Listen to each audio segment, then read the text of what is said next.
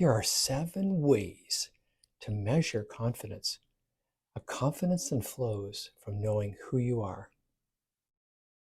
The first way to measure your confidence level flowing from the knowledge of who you are is purpose.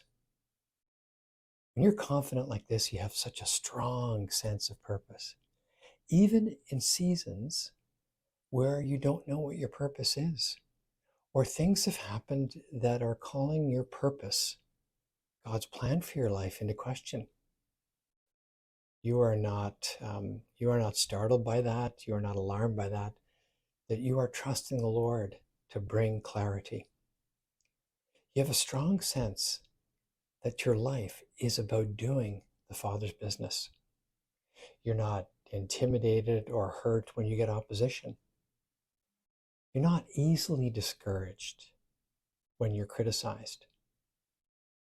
Now, but if you do get a little purpose slip, you know exactly how to deal with it. You know to kind of go back and say, Lord, you have a plan for my life. You might even say it out loud. You have an amazing plan for my life. And if there's a lack of clarity, you're going to bring clarity. And even with the opposition that I face, Lord, I'm going to trust in you. And you're going to pray this way, and you're going to think this way, even if you don't feel it, because you're going to pray this way, you're going to think this way, and you're going to act this way until those feelings come. The second way to measure confidence, a confidence that flows from the true knowledge of who you are as a daughter and as a son. The second way to measure your confidence in the Lord is providence. People who have a strong sense of providence know that the Lord will provide, that he will give them everything that they need to get the job done. In the famous words of Father Bob Bedard, what the Lord authorizes, he underwrites. Whatever is part of God's purpose is absolutely part of his providence. And that this sense of God's providence, according to Saint Therese of Lisieux, is to the point of audacity, flowing from a knowledge of a very, very good Father. The third way to measure confidence is permission. People who have a confidence that flows from who they are because they know whose they are means that they have a permission to fail.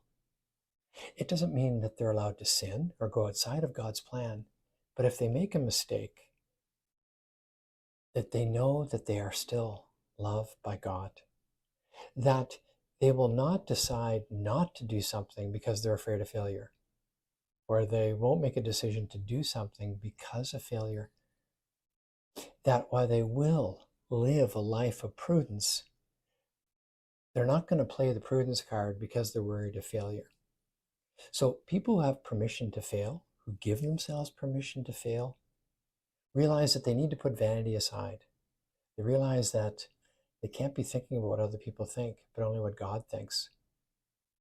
But they've also come to realize that their propensity to fail, that when their competency isn't what it should be, and their character to boot, they know that they can trust God. And as a matter of fact, this weakness they have, following the spirit of St. Paul, they've come to realize that it's a strength.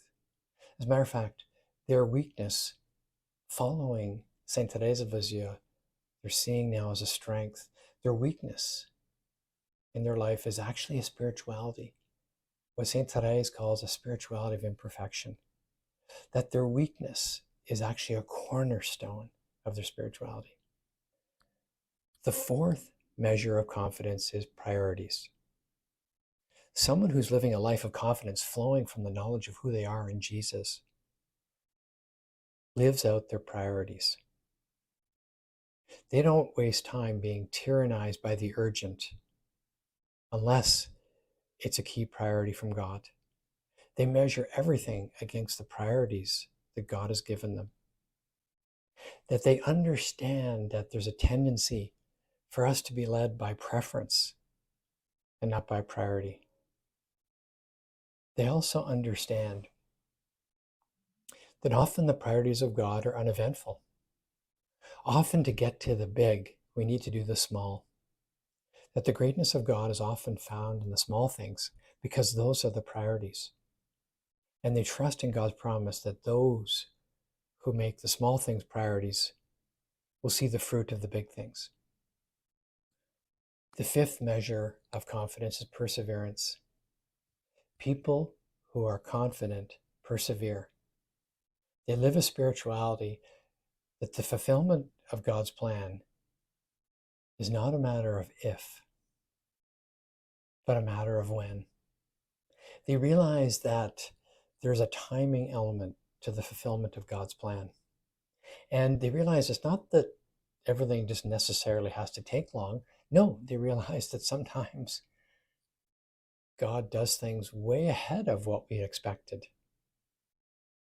And understand that when God moves, that we need to be ready to move with him. The sixth measure of confidence in the Lord that flows from our identity as principles, we live a life based on principles, which means that we only care about what God thinks and not what others think.